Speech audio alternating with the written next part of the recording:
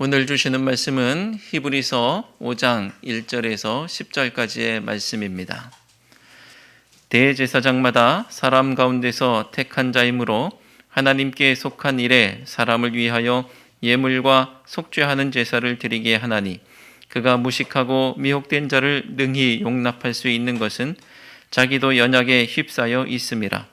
그러므로 백성을 위하여 속죄제를 드림과 같이 또한 자신을 위하여도 드리는 것이 마땅하니라.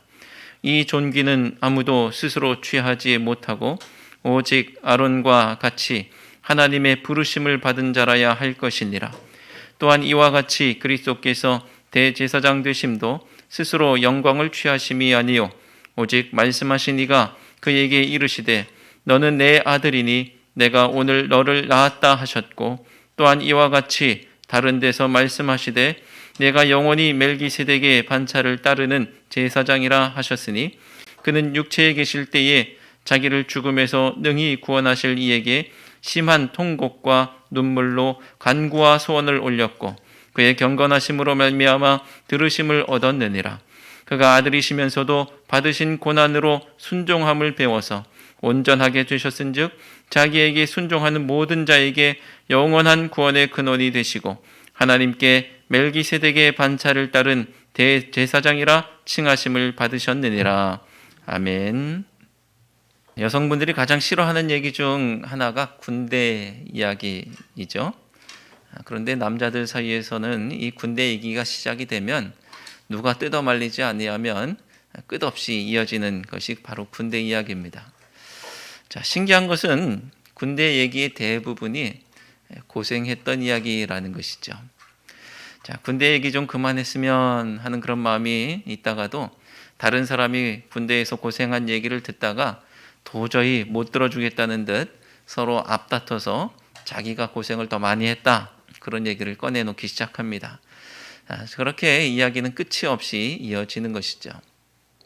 어느덧 고생은 그의 자랑이 되어 있습니다. 그렇게 꿀보직을 부러워하면서도 그렇게 편안하게 군생활을 하기를 희망했었음에도 불구하고 피할 수만 있으면 피했으면 하는 것이 바로 그 군생활이었음에도 불구하고 나중에 그것이 그의 면류관이 되어 있는 것을 보게 되는 것이죠. 하지만 고생이 자랑이 되는 것은 지금을 사는 젊은이들에게는 그렇게 미덕이 되지는 않습니다. 고생은 피할 수만 있으면 피해야 하는 것이기 때문에 그렇죠. 라떼는이라고 그런 얘기를 꺼내봐야 꼰대라는 핀잔만 들을 뿐입니다. 하지만 고생은 누구를 위해서 왜 하느냐에 따라서 의미 있고 가치 있고 숭고한 일이 되기도 합니다. 그 고생의 크기가 곧 사랑의 크기이기도 하고요. 또 고생을 위해서 오신 분도 계시기 때문입니다.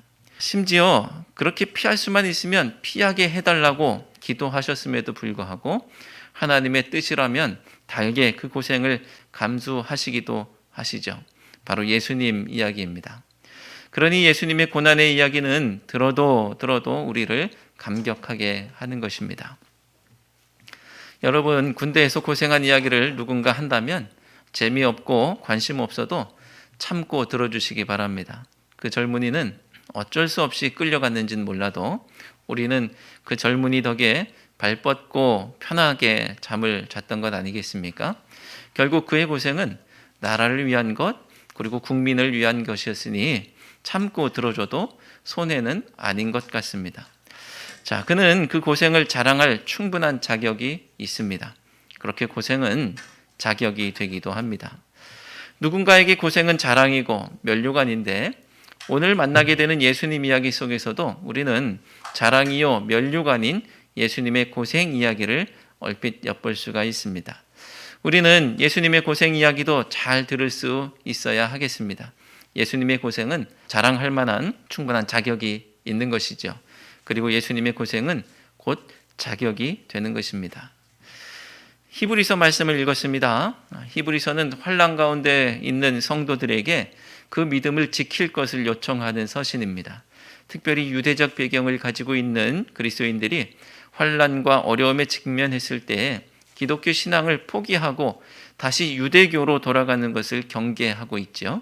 그래서 히브리서의 앞부분은 천사나 또는 모세 또는 아론과 같은 유대적 배경의 요소들과 예수 그리스도를 비교하면서 예수 그리스도가 얼마나 위대한지를 알려주고 있습니다. 지금 당장 힘들다고 돌아가 봐야 그것은 다운그레이드, 업그레이드 위로 향하는 것이 아니고요. 다운그레이드, 그리고 어리석은 일, 물러서는 것이라는 것을 알려주고 있는 것이죠. 그래서 그들이 흔들리지 않고 믿음 위에 굳건히 서게 하기 위해서 그렇게 예수님이 더 위대하시다라는 사실을 우리에게 알려주고 있습니다. 오늘 말씀은 대제사장이라는 유대적 배경, 구약적 배경의 개념을 가지고 예수 그리스도의 위대함에 대해서 이야기하고 있습니다. 우리는 오늘 대제사장의 두 가지 조건에 대해서 살펴보면서 예수님이야말로 위대한 대제사장이시라는 것을 보게 될 것입니다. 과거 이스라엘의 신앙을 지탱하고 이끌었던 종교 지도자의 두 축이 있다면 그것은 선지자 그룹과 제사장 그룹이죠. 선지자는 부성적 리더십으로 설명합니다. 선지자는 하나님 편에서 사람을 향해서 잘못한 것을 책망하고 회개하라고 말씀하죠. 반면 제사장은 모성적 리더십으로 설명합니다. 제사장은 사람 편에서 하나님을 향해서 사람의 죄를 짊어지고 나아가서 사람의 잘못을 마치 자기 잘못인 양 용서해 달라고 그렇게 하나님 앞에 말씀드리고 사람에게 용서를 선언합니다. 이렇듯 두 리더십은 정반대의 모습으로 보입니다. 지난 시간 저도 시대를 향해서 죽고 싶냐 살고 싶냐 하고 다그쳤던 아모스라는 선지자의 말씀을 통해서 아모스 당시의 이스라엘의 모습과 전혀 다르지 않은 지금 대한민국을 향해서 살고 싶냐고 따져 물었었죠. 자, 그럴 때는 제가 뭐라도 된 것처럼 어깨에 잔뜩 힘이 들어가기 마련입니다. 그도 그럴 것이 저희 자랑스러운 모교 이 감리교 신학대학교 교가 가사 중에 구분기를 곧게 하는 그 이름은 예언자라는 부분을 부를 때마다 이 가슴이 벅차 올랐었던 것을 지금도 느낍니다. 저는 정의감에 불타올라 있었던 것이죠. 그런데 이런 정의감은 단 하나의 질문 앞에 무력해지기 십상입니다. 너는 얼마나 잘났다고, 너는 얼마나 떳떳하다고 이런 얘기를 들으면 과연 내가 세상의 죄를 지적하는 것이 가당한 일인지 되돌아보게 되고 적어도 나는 이런 말을 할 자격이 없는 부끄러운 존재라는 것을 고백하지 않을 수 없게 되는 것이죠. 왜냐하면 저는 죄인이니까요. 그리고 저에게도 부끄러운 모습이 있으니까요. 저에게도 얼굴을 줄 수 없는 파렴치한 모습, 더럽고 추악한 모습이 있으니까 그렇습니다. 그렇게 겸손하게 저를 돌아보면서 선지자의 자리에서 내려와서 조용히 짐을 싸서 집으로 돌아가게 됩니다. 하지만 그렇게 치면 이 땅에 선지자 노릇할 사람이 하나도 없지요. 그래서 선지자는 자기 잘난 맛에 하는 것이 아니라 하나님께서 부르셔야 하는 것입니다. 그 부르심의 소명 앞에서 선지자는 이빠른 소리 하는 죄로 온갖 고난도 당하고 옥에도 갇히고 심지어 죽임 당하기도 하는 것입니다. 그래서 우리는 선지자의 고난을 인정해 줘야 해요. 자기의 영달을 위해서라면 그런 일을 안 했을 텐데 하나님의 부르심에 순종하고 고난을 감수하고 살아가니 그에게 고난은 자랑이요 면류관이 되는 것입니다. 물론 선지자는 그 고난을 자랑하지는 않습니다. 그저 자기도 자기가 선포하는 말씀에 비추어서 성결한 삶을 사는 것이죠. 그 선포의 권위가 자기에게 있는 것이 아니라 세상을 향해서 자기의 말이 아닌 하나님의 말씀과 뜻으로 선포하고 함께 바로 서는 그런 것이기 때문에 그렇습니다. 고난은 그저 선지자 활동에 필요한 전제이고 일부인 것이죠. 자, 그런데 제사장은 어떨까요? 제사장은 사람들의 허물과 죄에 대해서 판단하고 정죄하고 지적하기보다는 보듬고 짊어지고 함께 죄를 고백하며 하나님 앞에 나아가는 겁니다. 네가 잘났네 아니네 할 것이 없습니다. 선지자가 하나님과 하나님의 말씀과 연대한다면 제사장은 사람과 사람의 연약함과 연대하는 것이죠. 2절 말씀을 함께 읽겠습니다. 그가 무식하고 미혹된 자를 능히 용납할 수 있는 것은 자기도 연약에 휩싸여 있음이라. 아멘. 누군가 나의 허물을 용납하고 보듬어 준다면 얼마나 마음이 위로가 되고 감사할까요? 그런데 이런 분이 바로 우리 예수님이십니다. 요한복음 8장에 간음하다가 현장에서 잡혀온 여인에 대한 이야기가 나오죠. 모든 사람이 여인을 향해서 들고 일어나서 모세의 율법을 가지고 그 여인에게 선지자 노릇하고 있습니다. 예수님께서는 죄 없는 자가 먼저 돌로 치려면서 다 죄인 아니냐면서 이 여인을 보듬어 주셨죠. 이 여인의 대제사장이 되어 주셨던 것입니다. 사람들이 모세의 율법을 가지고 선지자 노릇할 때 예수님은 이 여인에게 제사장이 되어 주셨던 것이죠. 사람들이 모세의 율법과 연대했다면 예수님은 이 여인과 연대했습니다. 얼마나 위로가 되고 따뜻하고 감사할까요? 제사장은 나는 이렇게 잘하고 있는데 너희는 왜 그렇게 문제가 많냐면서 다그치는 것이 아니라 자기의 연약함을 너무나도 잘 알기 때문에 미혹된 사람들을 이해할 수 있고 받아들일 수 있는 것입니다. 그래서 제사장은 백성들을 위한 제사만 드리는 것이 아니라 자기를 돌아보면서 자기를 위한 제사를 드릴 수밖에 없습니다. 3절 말씀이 바로 그런 얘기입니다. 3절도 함께 읽겠습니다. 그러므로 백성을 위하여 속죄제를 드림과 같이 또한 자신을 위하여도 드리는 것이 마땅하니라. 아멘. 요즘 대통령 선거를 위해서 각 당에서 후보를 선출하기 위해서 토론을 이어가고 있습니다. 한 후보가 다른 후보에게 이렇게 물었다고 하죠. 가난해 본 적이 있습니까? 가난해 본 적이 있냐? 이렇게 물어봤다고 합니다. 가난해 본 적이 없는 사람이 대통령이 되면 가난한 사람들을 어떻게 대변하고 그들을 위해서 통치하겠느냐라는 것입니다. 가난의 경험은 대통령의 자산이고 덕목이고 심지어 자격이기까지 한 것 같습니다. 이렇듯 연약함은 대제사장의 활동에 필요한 첫 번째 전제 조건입니다. 제사장도 연약하니 그들의 연약함을 보듬을 수 있다는 것입니다. 그런데 연약하기로 치면 예수님보다 더 연약한 분이 어디 있을까요? 오늘 말씀 7절과 8절 말씀은 그 근거를 제시하고 있습니다. 7절과 8절 함께 읽도록 하겠습니다. 그는 육체에 계실 때에 자기를 죽음에서 능히 구원하실 이에게 심한 통곡과 눈물로 간구와 소원을 올렸고 그의 경건하심으로 말미암아 들으심을 얻었느니라. 그가 아들이시면서도 받으신 고난으로 순종함을 배워서. 아멘.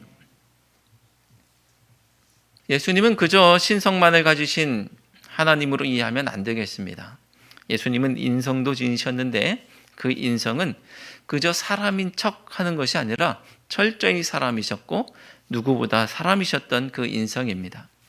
예수님의 심한 통곡과 눈물의 간구는 예수님의 제자들은 하지 못했던 것 아니겠습니까?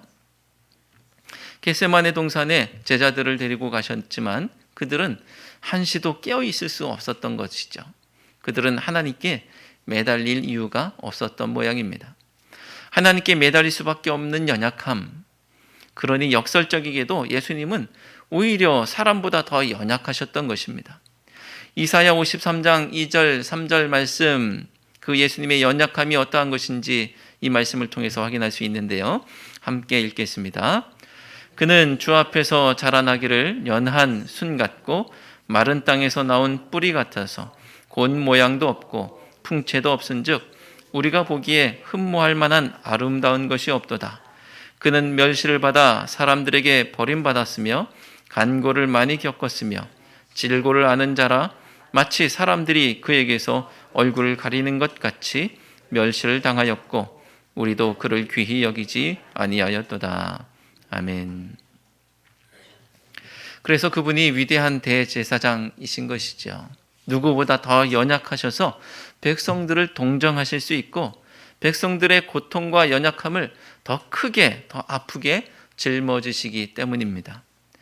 8절에서는 예수님이 몸소 여러 가지 고난을 받으셔서 순종을 배우셨다고 합니다. 성경에서 예수님께서 무언가를 배우셨다라는 것은 여기 유일하게 나오는 표현이에요. 그러므로 고난이 대제사장의 자격이라고 한다면 예수님은 더욱 위대한 대제사장이십니다. 예수님의 십자가를 우리는 너무나 잘 알고 있지 않습니까? 그 십자가는 인간이 당할 수 있는 최고의 고통일 뿐 아니라 위대한 대제사장으로서 친히 드린 희생제사였던 것 아니겠습니까?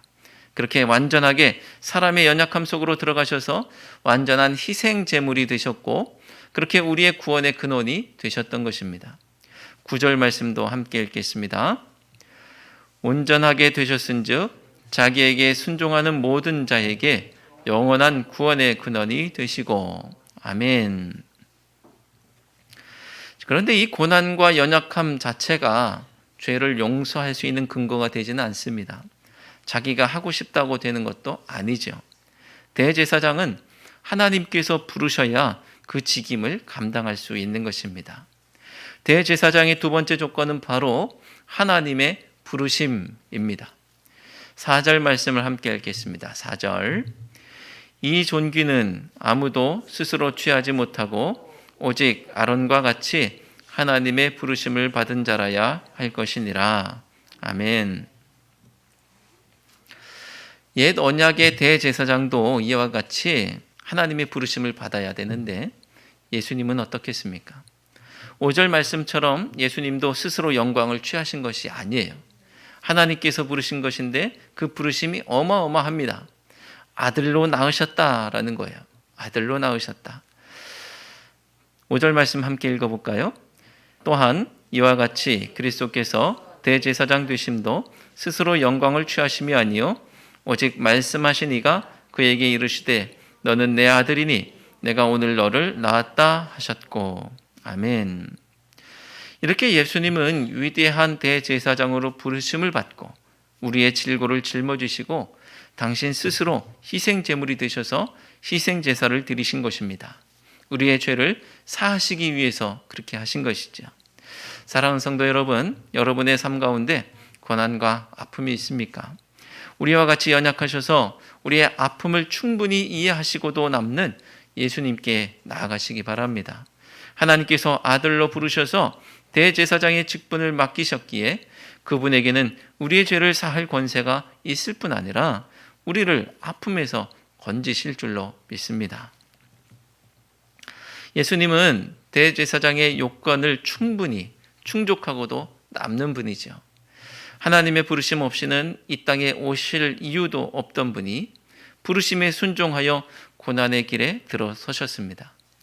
또 연약하기로 하면 아무런 저항도 없이 힘없이 십자가 지신 분, 그분이 바로 예수님이시죠. 그런데 예수님이 위대하신 것은 인간은 자기 죄가 있어 십자가를 진다고 한다면 예수님은 죄 없으신 분이 우리를 동정하시고 우리의 죄를 짊어지시고 십자가를 지셨다는 것입니다.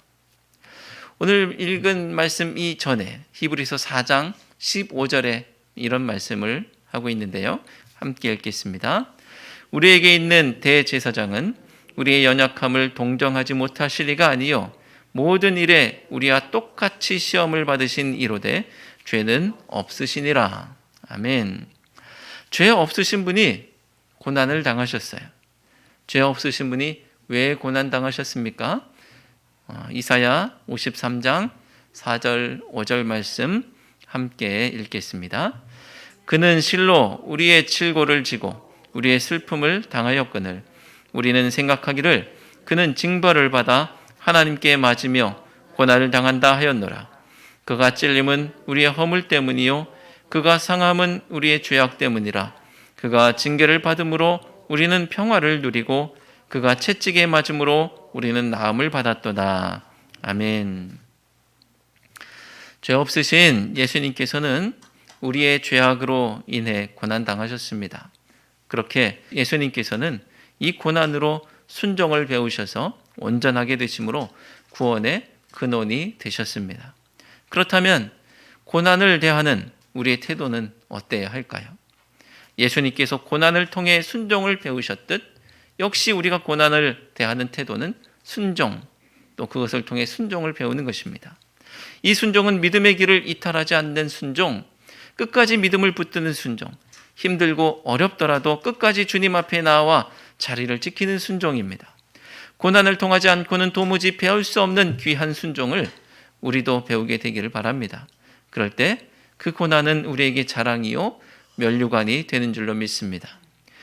예수님께서 대제사장 되심이 스스로 취한 영광이 아니라 하나님께서 예수님을 향해 내 아들이라 너를 낳았다라고 말씀하심으로 취하신 영광이라고 한다면 우리도 또한 구원의 근원 되시는 예수 그리스도를 믿음으로 하나님의 자녀가 되어 하나님께서 낳으시는 하나님의 자녀가 되어 그 영광의 자리에 나아가야 하지 않을까요? 하나님은 오늘도 연약한 우리를 부르십니다. 고난 가운데 있는 우리를 부르십니다. 그 부르심은 나를 향한 구원의 부르심이요 믿음의 삶으로 부르심인 줄로 믿습니다. 하나님의 자녀가 되는 권세를 주신 것은 더 이상 죄에게 종노릇하지 않게 하시기 위함임을 기억하시고 마지막 순간까지 믿음으로 승리하는 우리 모두가 되기를 주님의 이름으로 축원합니다. 기도하겠습니다.